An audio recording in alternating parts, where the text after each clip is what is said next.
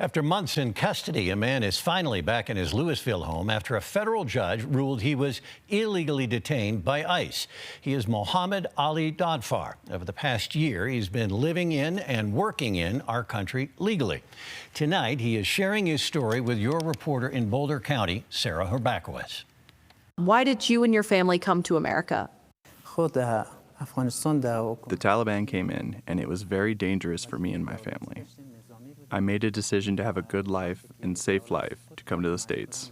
In Afghanistan, Mohammed Ali Dadfar, who goes by Ali, helped the U.S. fight terrorism. Last year, under a temporary legal status, his family moved to Louisville, joined a church, and Ali began working as a truck driver, stopping at a way station near Chicago in October.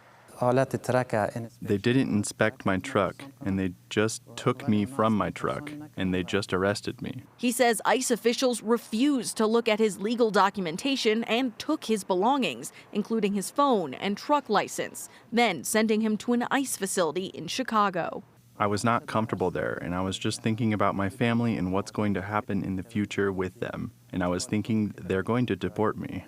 Ali says there were more than 50 people to a room, and it was 2 days before he could contact his family or an attorney. It was a very bad place. There was no space for sleeping.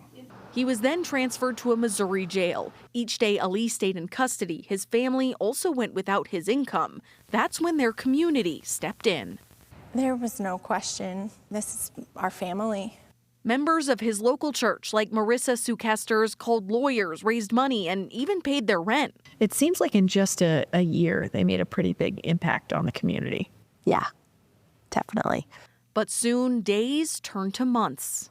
Right before he was released, I think we were all feeling pretty despairing, trying to keep up hope. But on Monday, their prayers were answered. A federal judge ordered Ali's immediate release, saying ICE not only broke their own rules, but violated his rights. I really appreciate the help and support of the judge. Now he's waiting on his next court date, hoping for a more permanent asylum status.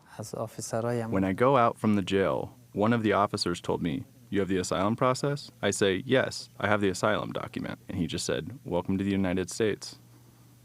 Sarah Herbakowitz reporting for you right there. We reached out to ICE yesterday. They say they're working on a response for us. Meantime, Ali is now concerned that his future, well, it could be troubled after the president put a pause on all asylum decisions.